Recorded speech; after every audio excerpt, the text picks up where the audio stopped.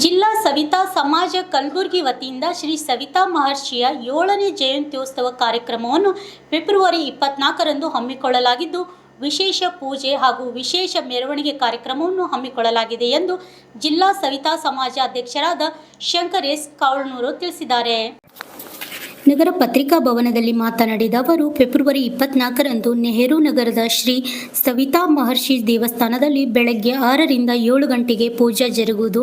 8 ಗಂಟೆಯಿಂದ ಶ್ರೀ ಸವಿತಾ ಮಹರ್ಷಿ ದೇವಸ್ಥಾನದಿಂದ ಶ್ರೀ ಸವಿತಾ ಮಹರ್ಷಿಯವರ ಹಾಗೂ ಶ್ರೀ ಸಂತ ಸೇನಾ ಮಹಾರಾಜ್ ಭಾವಚಿತ್ರದೊಂದಿಗೆ ಭವ್ಯ ಮೆರವಣಿಗೆ ಪ್ರಾರಂಭವಾಗುವುದು. ನಂತರ ವೀರಶೈವ ಕಲ್ಯಾಣ ಮಂಟಪದಲ್ಲಿ 12 ಗಂಟೆಗೆ ಕಾರ್ಯಕ್ರಮ ಜರುಗಲಿದೆಂದು ಹೇಳಿದರು. ಈ ಸುದ್ದಿಗೋಷ್ಠಿಯಲ್ಲಿ ಸೂರ್ಯಕಾಂತ್ ಬೆನ್ನೂರ್, ಶರಣಬಸಪ್ಪ ಎಂ, ಸೂರ್ಯವಂಶಿ ಸೇರಿದಂತೆ ಅನೇಕರು ಹಾಜರಿದ್ದರು. ಜಯಂತ್ಯೋತ್ಸವ ಕಾರ್ಯಕ್ರಮವನ್ನು ಹಮ್ಮಿಕೊಂಡಿದ್ದೆವು.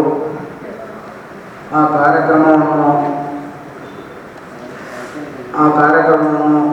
ಇದೇ 24ನೇ ತಾರೀಕು 2ನೇ ತಿಂಗಳ ಮಂಗಳವಾರದಂದು ನೆಹರು ನಗರದಿಂದ ಶ್ರೀ ಸವಿತಾ ಮಹರ್ಷಿಯವರ ದೇವಸ್ಥಾನದಲ್ಲಿ ಬೆಳಗ್ಗೆ 6 ಗಂಟೆಯಿಂದ 7 ಗಂಟೆವರೆಗೆ ಪೂಜೆ ಕಾರ್ಯಕ್ರಮ ಜರುಗುವುದು. 8ರಿಂದ ಶ್ರೀ ಸವಿತಾ ಮಹರ್ಷಿ ದೇವಸ್ಥಾನದಿಂದ ಶ್ರೀ ಸವಿತಾ ಮಹರ್ಷಿಯವರ ಭಾವಚಿತ್ರದೊಂದಿಗೆ ಭವ್ಯ ಮೆರವಣಿಗೆ ಪ್ರಾರಂಭವಾಗಿ ಹುಮನಾಬಾದ್ ಬೇಸ್ ಸೂಪರ್ ಮಾರ್ಕೆಟ್ ಜಗತ್ ಸರ್ಕಲ್ನಿಂದ ಸರ್ಕಲ್ ಮುಖಾಂತರ 12 ಗಂಟೆಗೆ ವೀರಶೈವ ಕಲ್ಯಾಣ ಮಂಟಪಕ್ಕೆ ಬರಬಹುದು. 12:30 ಗಂಟೆಗೆ ಶ್ರೀ ಸವಿತಾ ಮಹರ್ಷಿ ಕುರಿತು ಜಯಂತ್ಯೋತ್ಸವ ಕಾರ್ಯಕ್ರಮ ಉಪನ್ಯಾಸ ಜರುಗುವುದು. ಈ ಕಾರ್ಯಕ್ರಮದಲ್ಲಿ ದಿವ್ಯ ಸಾನ್ನಿಧ್ಯ ನಮ್ಮ ಸಮಾಜದ ಸವಿತಾ ಸಮಾಜದ ಪೀಠಾಧಿಪತಿಗಳಾದ ಪೂಜ್ಯ ಶ್ರೀ ಶ್ರೀ ಸವಿತಾನಂದನಾಥ ಸ್ವಾಮೀಜಿಗಳು ಹಾಗೂ ಪರಮ ಪೂಜ್ಯ ಶ್ರೀ ಶ್ರೀ ಲಿಂಗರಾಜ ಅಪ್ಪಾಜಿ ಶರಣಬಸವೇಶ್ವರ ದೇವಸ್ಥಾನ ಕಲಬುರಗಿ ದಿವ್ಯ ಸಾನ್ನಿಧ್ಯ ವಹಿಸುವರು. ಕಾರ್ಯಕ್ರಮದ ಜ್ಯೋತಿ ಬೆಳಗಿಸುವ ಮೂಲಕ ಉದ್ಘಾಟನೆ ಸನ್ಮಾನ್ಯ ಶ್ರೀ ಪ್ರಿಯಾಂಕಾ ಖರ್ಗೆ ಮುಖ್ಯ ಸಚಿವರು ಉದ್ಘಾಟಿಸುವರು. ಮುಖ್ಯ ಅತಿಥಿಗಳಾಗಿ ಘನೋಪಸ್ಥಿತಿ ಸನ್ಮಾನ್ಯ ಶ್ರೀ ಡಾಕ್ಟರ್ ಶರಣಪ್ರಕಾಶ್ ಪಾಟೀಲ್ ಜಿ ಭಾಗವಹಿಸುವರು. ಸನ್ಮಾನ್ಯ ಶ್ರೀ ರಾಧಾಕೃಷ್ಣ ದೊಡ್ಡಮನಿ ಮುಖ್ಯ ಸದಸ್ಯರು ಕಲಬುರಗಿ ಅತಿಥಿಗಳಾಗಿ ಭಾಗವಹಿಸುವರು.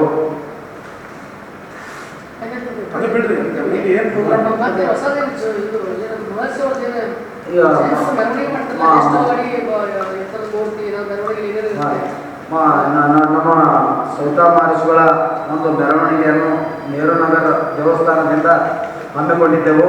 ಆ ಕಾರ್ಯಕ್ರಮದಲ್ಲಿ ನಮ್ಮ ಸಮಾಜದ ಎಲ್ಲ ಸವಿತಾ ಸಮಾಜದ ಬಾಂಧವರು ಅತಿ ಹೆಚ್ಚಿನ ರೀತಿಯಲ್ಲಿ ಭಾಗವಹಿಸಿ ಈ ಕಾರ್ಯಕ್ರಮವನ್ನು ಯಶಸ್ವಿಗೊಳಿಸಬೇಕು.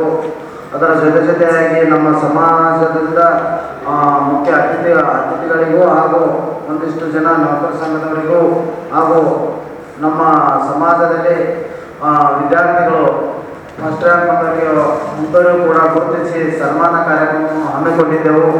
ಅದರ ಜೊತೆಯಾಗಿ ತಾವೆಲ್ಲರೂ ಸಮಾಜ ಬಾಂಧವರು ಅತಿ ಹೆಚ್ಚಿನ ರೀತಿಯಲ್ಲಿ ಈ ಜಯಂತ್ಯೋತ್ಸವ ಕಾರ್ಯಕ್ರಮವನ್ನು ಯಶಸ್ವಿಗೊಳಿಸುವುದಕ್ಕಾಗಿ ತಾವೆಲ್ಲರೂ ಅತಿ ಹೆಚ್ಚಿನಿಂದ ಬರಬೇಕು. ಗುಲ್ಬರ್ಗ ಜಿಲ್ಲೆಯಿಂದ ಆಗಿರ್ಬೋದು ಹಾಗೂ ಅಕ್ಕಪಕ್ಕದ ತಾಲೂಕುಗಳಿಂದ ಆಗಿರ್ಬೋದು ಹಾಗೂ ಗ್ರಾಮಗಳಿಂದ ಅತಿ ಹೆಚ್ಚಿನ ರೀತಿಯಲ್ಲಿ ಜನ 7 ಗಂಟೆಗೆ ಸವಿತಾ ಮಹರ್ಷಿಗಳ ಒಂದು ದೇವಸ್ಥಾನಕ್ಕೆ ಬಂದು ಪೂಜಾ ಪುನಸ್ಕಾರವನ್ನು ಮುಗಿಸ್ಕೊಂಡು 8 ಗಂಟೆಯಿಂದ ಒಂದು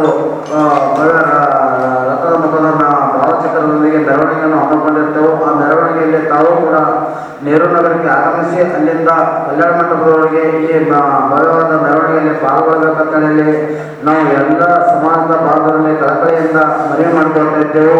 ಅದರ ಜೊತೆಗೆ ನಮ್ಮ ಬೇಡಿಕೆಗಳನ್ನು ಕೂಡ ಬಂದಂಥ ಅತಿಥಿಗಳಿಗೆ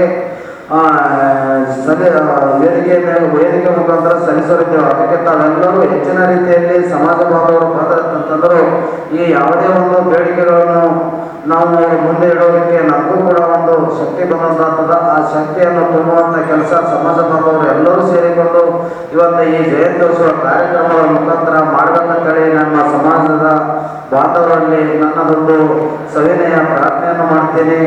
ಅದೇ ರೀತಿಯಾಗಿ ನಮ್ಮ ಪತ್ರಿಕಾ ಮಾಧ್ಯಮದ ಮಿತ್ರರು ಕೂಡ ಸದಾ ನಮ್ಮ ಸಣ್ಣ ಸಮಾಜಗಳನ್ನು ಯಾವಾಗಲೂ